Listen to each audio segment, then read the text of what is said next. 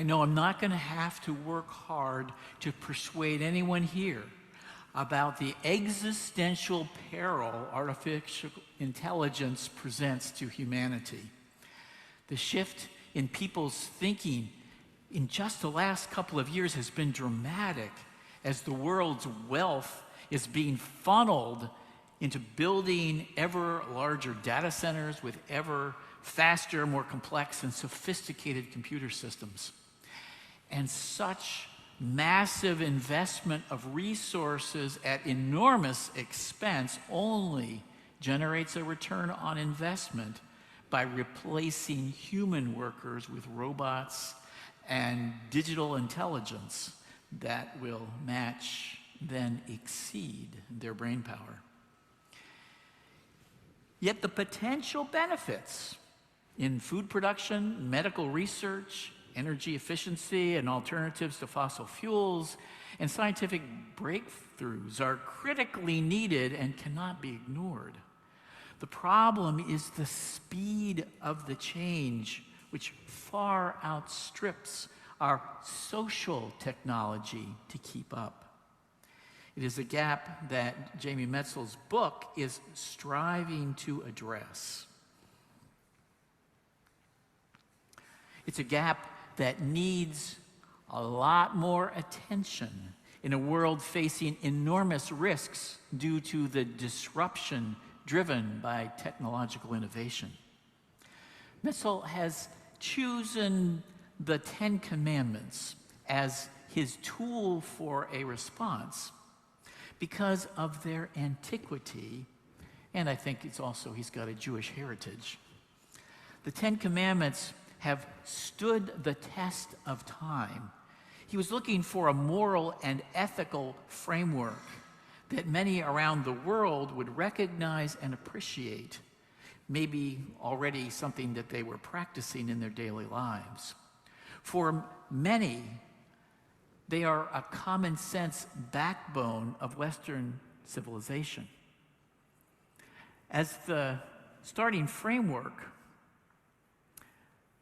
could those commandments be universalized to include the wisdom of the rest of the world to synthesize a global Ten Commandments everyone would be willing to embrace? It seems like a pretty tall order. Maybe one, he thinks, AI could help with. Metzl's decision to partner with AI in this project is the novelty of the book. This universalism is hardly new. Unitarians and Universalists in the 19th century were hard at work on this project. The 19th century Unitarian minister James Freeman Clarke wrote a book called The 10 Great Religions, which appreciated the strength of each one with, for him, Christianity as the apex of them all, of course. A popular book titled The Perennial Philosophy by Aldous Huxley, written in 1945, attempted this synthesis too. More recently, Houston Smith, Karen Armstrong, Hans Kung have also tackled this challenge. Kung's 1993 Declaration Towards a Global Ethic was signed at the World Parliament of Religions that year. Metzl's reason to go to GPT-5 as a partner for his analysis and replacement generation was the expansive training data of Western civilization that GPT-5 had already pre-digested, parsed, and analyzed. In his thinking, this would be an interactive examination of world religious, philosophical, ethical, and moral thought that could stimulate creativity and innovation. He was also guided by how technology can lay a groundwork for innovation. The technology of agriculture stimulated the growth of civilization. The innovation of writing allowed the wisdom of great religious teachers and traditions to be preserved as texts and transmitted. The printing press hypercharged the Protestant Reformation. The steam engine and the cotton gin facilitated greater mass production of goods. Photographs and moving pictures became a powerful vehicle for the transmission of mass culture. Each new technology moves faster, stimulating more innovation.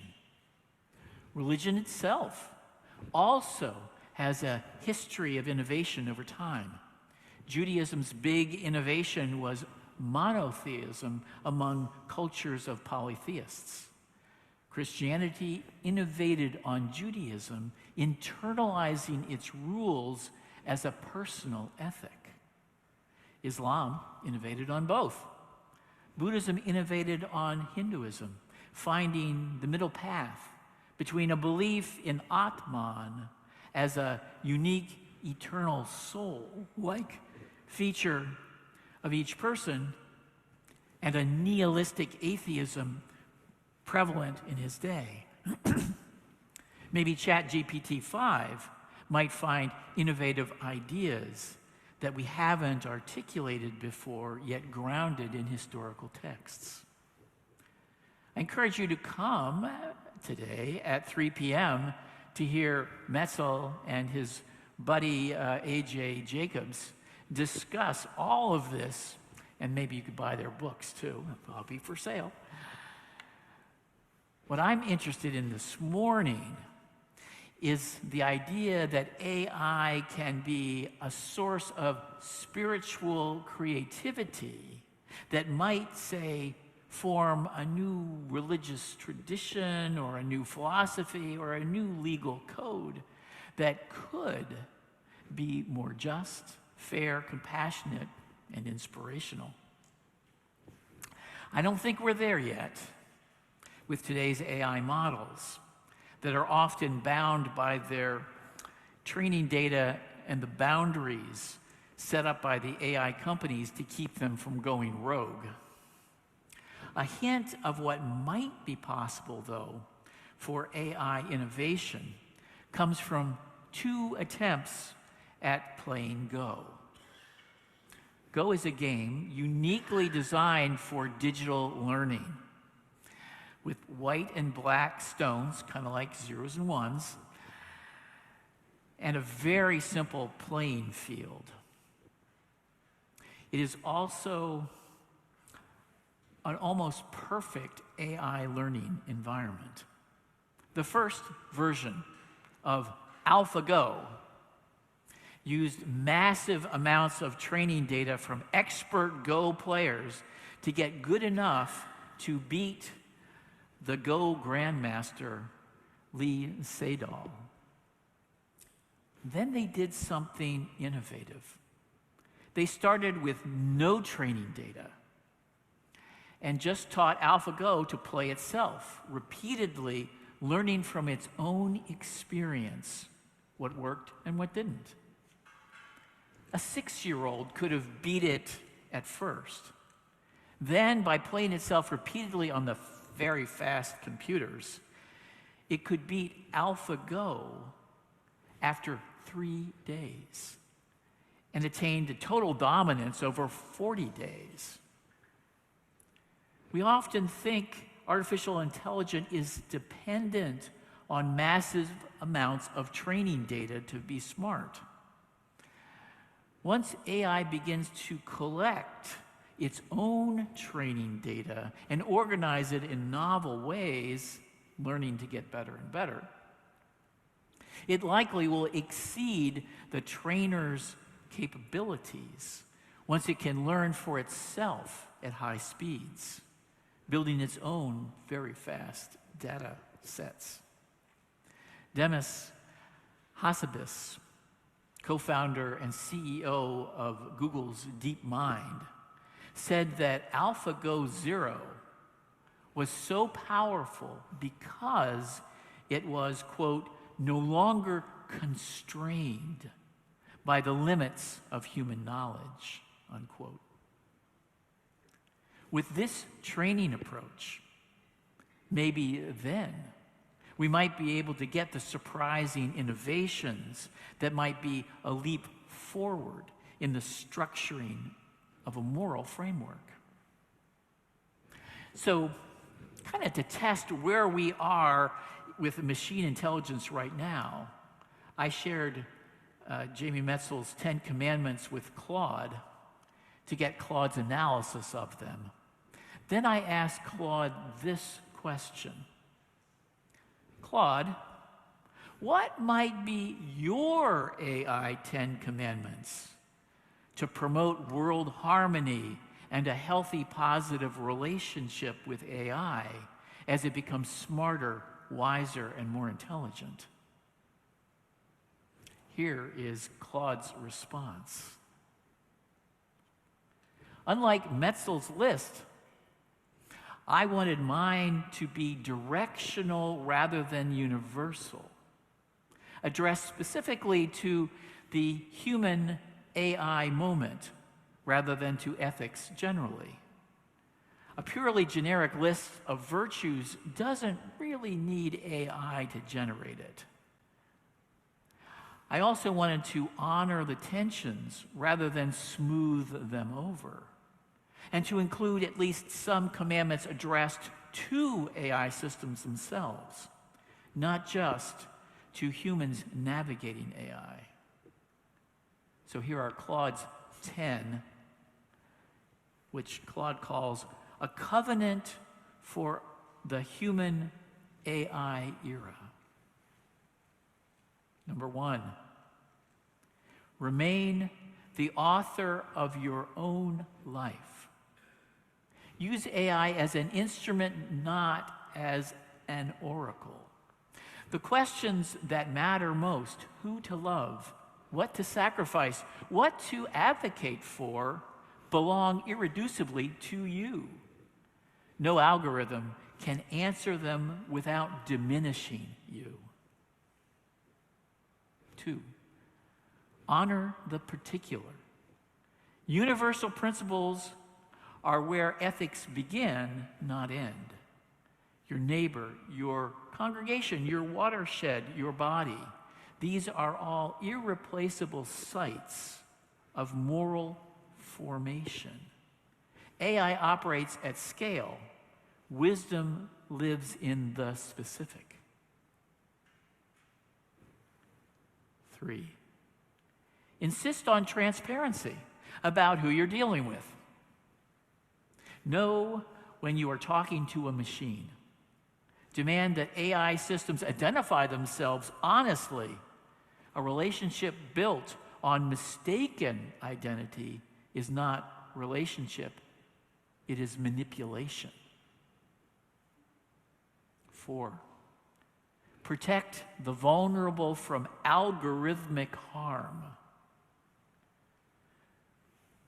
Power asymmetries encoded in training data become power asymmetries in the world. Actively audit, challenge, and correct systems that perpetuate the marginalization of those already marginalized. 5, cultivate the capacities AI cannot replace. Embodied presence, sustained attention, the willingness to sit with someone in grief, physical skill, contemplative stillness. These are not inefficiencies to be optimized away. They are the substance of human dignity. 6,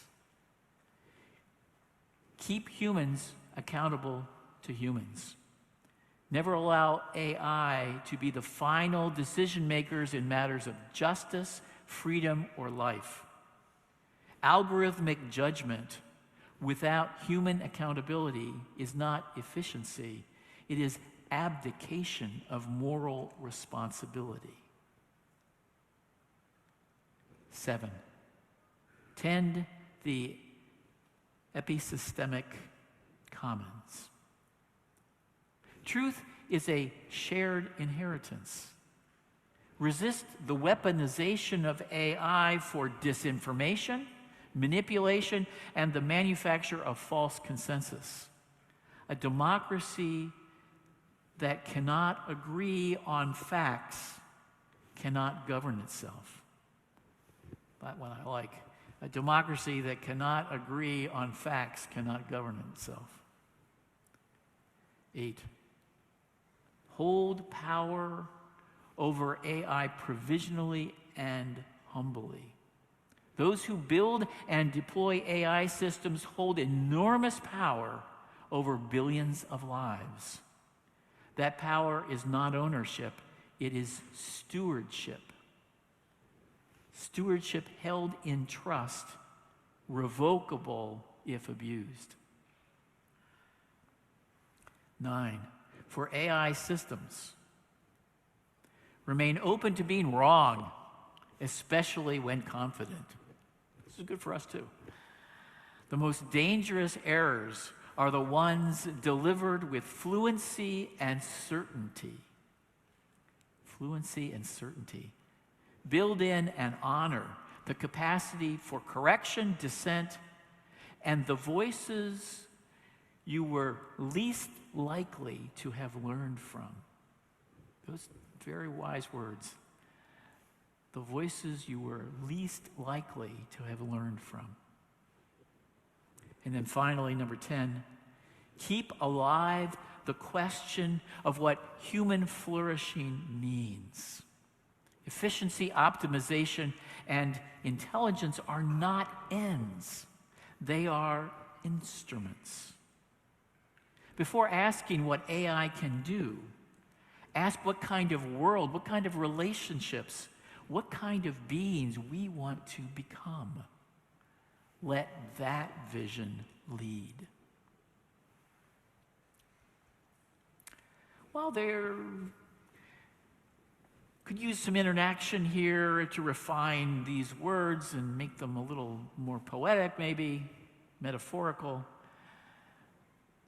And this is what Metzel did with his 10 AI commandments with GPT-5.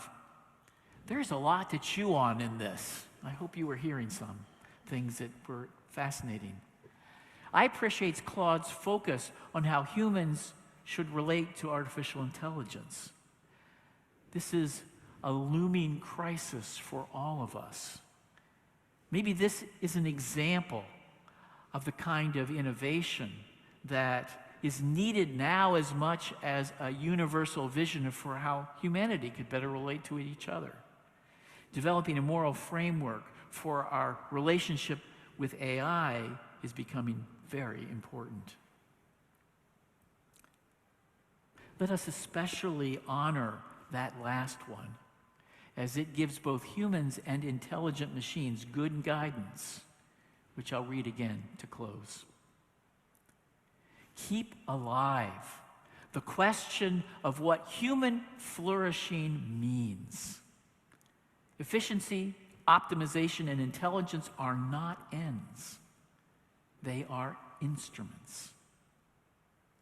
Before asking what AI can do, ask what kind of world, what kind of relationships, what kind of beings we want to become. Let that vision lead. So be it.